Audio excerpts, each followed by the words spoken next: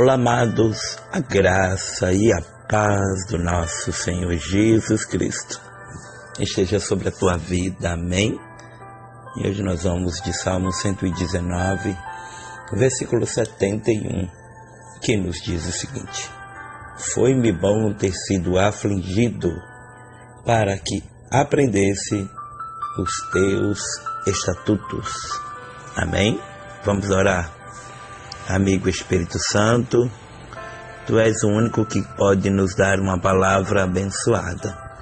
Tu és o único que pode falar aos nossos corações da maneira que lhe apraz. Olha, Deus, te pedimos perdão de todos os nossos pecados, para que nos tornemos dignos de falar da Tua palavra, de ser um mensageiro no dia de hoje, de algo que virá do Teu trono. Em nome de Jesus. Amém. Amados, talvez você olhe para esse texto tão simplificado e ache que nada tem a se falar sobre isso. Mas, na verdade, eu quero falar sobre os benefícios da aflição ou do sofrimento. E eu vou tentar esmiuçar aquilo que Deus tem proposto em meu coração.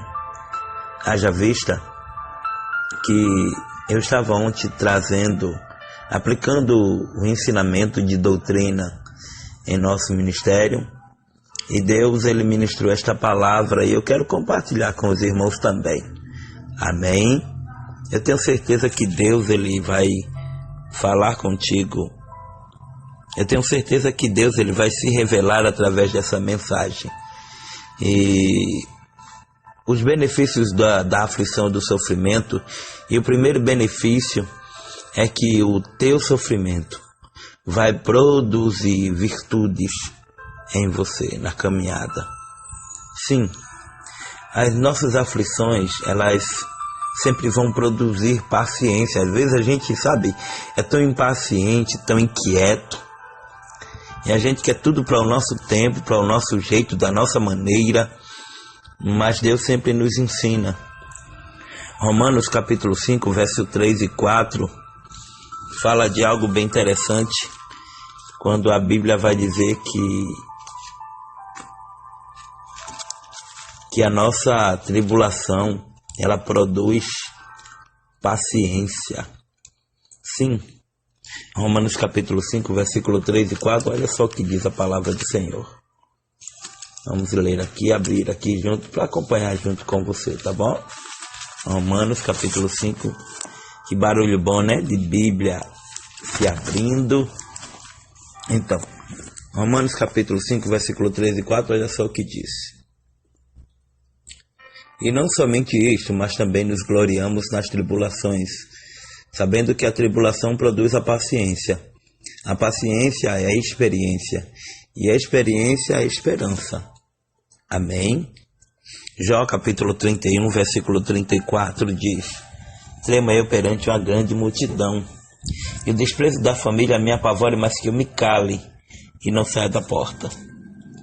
Então, quando eu olho para tudo isso, eu ainda percebo, e eu alenco aqui esta mensagem, o hino 126 da harpa, que diz que os mais belos hinos e poesias foram escritos no meio das tribulações.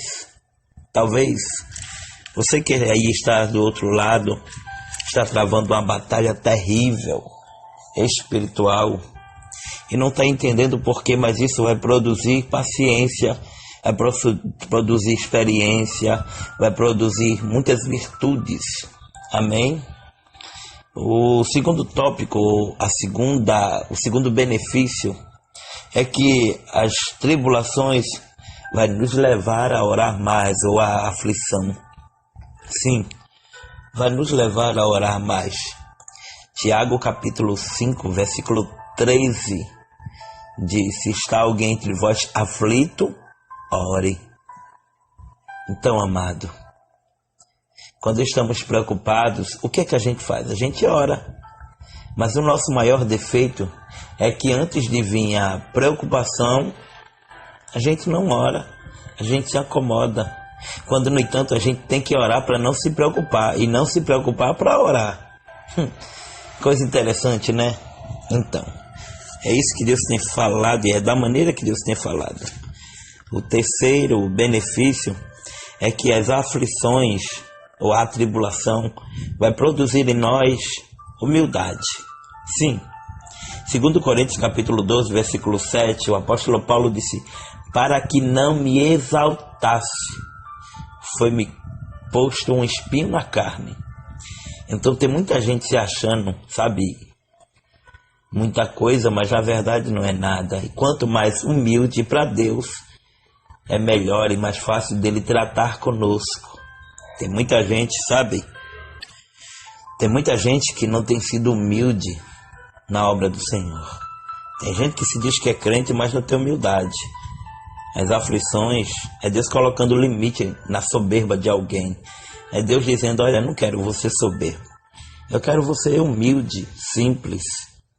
Às vezes, Deus usa as provas para nos deixar bem humilde. Tem gente que diz que serve a Cristo, mas só vive de nariz empinado. Então, amado, temos muito cuidado. O quarto benefício da aflição é que as aflições nos tornam dependentes do Senhor. Capítulo 12, versículo 9 de 2 Coríntios, o próprio apóstolo Paulo, ele fala algo bem interessante.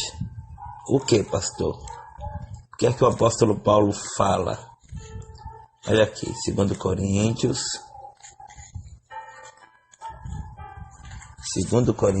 capítulo 12, versículo 9.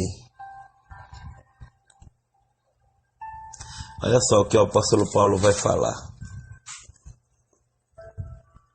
E disse-me: a minha graça te basta.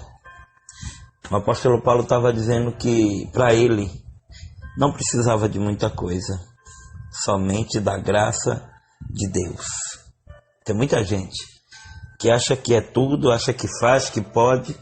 Naamã se achava tanta coisa, mas teve que se humilhar, mergulhar 7 vezes para obter a vitória. A gente pode até cantar, a gente pode pregar, pode fazer o que for, mas quem envolve a igreja é o Espírito Santo de Deus, e dela somos totalmente dependentes. Entende isso? O quinto benefício é que as aflições nos ensinam a não julgar os outros. E o que tem de gente que julga o próximo sem nem ao menos ter empatia, estar na pele, saber o que alguém tem passado e saber o porquê. Sabe, amado, tem gente que tem um coração tão duro que a aflição vai ensinar ele a se colocar no lugar do próximo. E eu percebo acerca da Bíblia Sagrada que Eli, sacerdote já velho, ele se preocupou tanto com a vida de Ana que esqueceu dos seus filhos, Ofni e Finéias, que pintavam e bordavam. Então, amado, antes da gente julgar alguém, precisamos olhar para dentro de nós mesmos, entender que somos falhos, pecadores. Mateus capítulo 7 vai dizer: não julgueis para que não sejais julgados, porque com a mesma maneira que nós julgamos, nós seremos julgados. A gente só toca nos outros até a gente nos encontrar e diz, até alguém, até a luta ou a aflição nos encontrar e agora a gente sentir na pele o que os outros passam. Às vezes a gente diz mesmo: rapaz, vê se o filho de fulano não presta para nada, e o filho dele perdido, e os nossos filhos perdidos. Não estou entendendo, pastor. Vou te explicar com mais calma ainda. Às vezes a gente fala tanto dos filhos dos outros, mas os nossos filhos estão pior. Então não adianta a gente tentar falar do telhado de alguém se o nosso é de vidro. Entendeu agora? Primeiro temos que nos colocar no lugar de alguém. E Jesus, ele fazia isso com total sabedoria. Ele chega para a samaritana, a mulher samaritana, e diz: de ti fluirá fontes de água da vida eterna. Ele chega para Zaqueu e disse: hoje mesmo convém pousar em tua casa. Mas quando ele chega para Nicodemos, ele fala algo bem interessante. Ele disse: é necessário nascer de novo. Então, com Jesus não tem esse negócio de favorece alguém porque é de uma maneira ou de outra, não. Jesus trata a todos de uma forma diferente, porém sabendo julgar a cada um conforme lhe compete. Lembra quando Jesus chega para aquela mulher que foi pega em adultério? O que é que ele diz? Nem eu te condeno. Então, amado, precisamos tão somente nos colocar no lugar dos outros antes de julgar alguém.